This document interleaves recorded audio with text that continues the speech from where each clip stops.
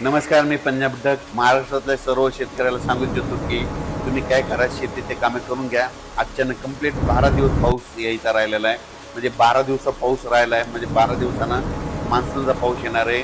म्हणून हे सर्वप्रथम शेतकऱ्यांनी अंदाज लक्षात घ्यायचा, म्हणून शेतीचे कामे करून घ्यायची. आणि राज्यात सध्यामध्ये आज 25च्या दरम्यान पश्चिम महाराष्ट्र, मराठवाडा आणि उत्तर महाराष्ट्र आणि कोकणपट्टी घाटमाटा परिसरामध्ये विखुरलेल्या स्वरूपाचा आज देखील बऱ्याच ठिकाणी पूर्व मोसमी जोरदार पाऊस पडणार आहे आणि याच्यामध्ये काही ठिकाणी गारपीट देखील होणार आहे. म्हणून हे अंदाज शेतकऱ्यांनी लक्षात घ्यायचा. त्याच्यानंतर विदर्भातल्या शेतकऱ्याला सांगू इच्छितो की विदर्भातल्या शेतकऱ्याचे फोन आले, पूर्व मोसमी पाऊस कधी येणार आहे. तर विदर्भातल्या सर्व शेतकऱ्याला सांगू इच्छितो की पूर्व मोसमी पाऊस तुमच्याकडं 26 मे पासून ते 5 जूनच्या दरम्यान चांगला पाऊस पडणार आहे. वेगवेगळ्या भागात विखुरलेल्या स्वरूपाचा खूप काही ठिकाणी ओढे नाले वाहतील असा विदर्भात देखील 26 मे ते 5 जूनच्या दरम्यान त्या 10 दिवसामध्ये पडणार आहे. सगळीकडे ती एकदा येणार नाही, म्हणून हे देखील विदर्भातल्या शेतकऱ्यांनी अंदाज लक्षात घ्यायचा. पण विदर्भातल्या शेतकऱ्याला सांगू इच्छितो की तुम्ही काय करा, शेतीचे कामे करून घ्या, शेत तयार करून घ्या. कारण की तुमची पेरणी जरा यावर्षी लवकर होण्याची चान्स आहे. कारण की यावर्षी पाऊस शॉर्टकट मार्गाने येत असल्यामुळं, मान्सून शॉर्टकट मार्गाने येत असल्यामुळं तुमच्याकडे देखील मोसमी पाऊस लवकर दाखल होणार आहे. म्हणून शेतीची कामे विदर्भातल्या 6, 5, 11 जिल्ह्यांमध्ये वर्धा, नागपूर, भंडारा, गोंदिया, चंद्रपूर, यवतमाळ, वाशिम, हिंगोली, त्याच्यानंतर बुलढाणा, अकोला, अमरावती, इकडं नांदेड जिल्हा, यवतमाळ जिल्ह्यातल्या शेतकऱ्यांनी शेतीचे कामं करून घ्या. कारण की पूर्व मोसमी पाऊस तुम्हाला पडणार आहे, त्याच्या पाठीमागून लगेच मोसमी पाऊस येणार आहे. म्हणून तुमच्यासाठी खूप चांगलं वातावरण राहणार आहे. हे देखील लक्षात येतं. परभणी जिल्ह्यातल्या शेतकऱ्यांनी देखील शेतीची कामे करून घ्यायची.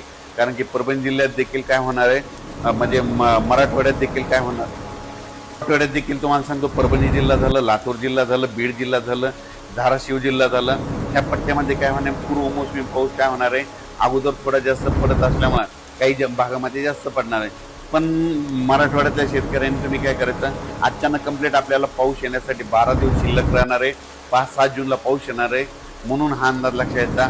पण बदल झाला तर त्याचा परत निषेध दिला. पण माझं म्हणणं आहे, तोपर्यंत आपण आपल्या शेतीचे कामं करून घेणे सगळ्यात महत्त्वाचं आहे. उत्तर महाराष्ट्रातल्या शेतकऱ्यासाठी एक आनंदाची बातमी, उत्तर महाराष्ट्रातील काय होणार आहे, म्हणजे 26-27 मेच्या दरम्यान देखील पूर्व मोसमी पाऊस असणार आहे. आणि उत्तर महाराष्ट्रात देखील काय होणार आहे, म्हणजे 1 जूनच्या नंतर देखील बऱ्याच ठिकाणी तिकडल्या भागात देखील चांगला मान्सून पूर्व, नंदुरबार जिल्हा झाला, धुळे जिल्हा झाला, जळगाव जिल्हा झाला, नाशिक जिल्ह्यामध्ये पाऊस बरसणार आहे. म्हणून हे अंदाज लक्षात यायचा.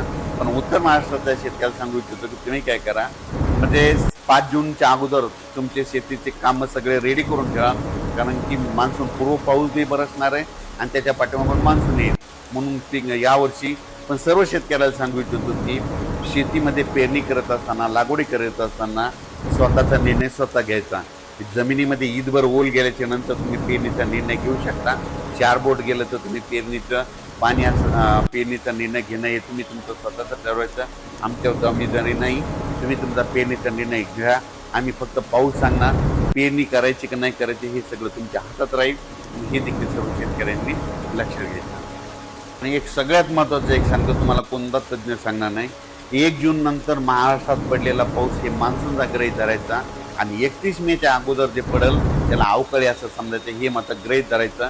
म्हणून काय करायचं, 1 जून नंतर जर तुमच्या शेतामध्ये चांगला ईदभर ओलीचा पावसाळा असला तर तुम्ही तुमचा पेरणीचा निर्णय घेऊ शकता.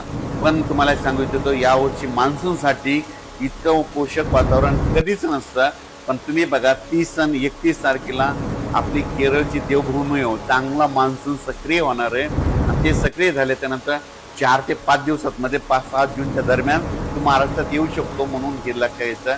आणि शेतकऱ्याला एक चांगल्या म्हणजे बियाणे निवड करत असताना तुम्ही तुमच्या आपल्या पाहुण्याला, आपल्या नातेवाईकाला, आपल्या स्वतःच्या अनुभवानुसार ज्या बियाणाला गेल्या वर्षी आतमध्ये यापुढं पहिलं बी काय उतार आला असे बियाणं निवडा. म्हणजे जे चांगलं आहे, ज्याच्यामध्ये येलो मोजॅक येणार नाही, फुडकिडा लागणार नाही, अशा जाती निवडा. लवकर येणाऱ्या निवडा. पण स्वतःचा अनुभव असेल, पाहुण्याचा, नातेवाईकाचा, असं घेऊन बियाणाची निवड करा. मी देखील माझी शेती करत असताना मी देखील काय करतो, माझा स्वतःचा अनुभव घेतो. नातेवाईकाला, पाहुण्याला 10 ठिकाणी प्लॉट बघायला जातो आणि त्यानुसार मी देखील पेरणी करत असताना वैयक्तिक मी माझा निर्णय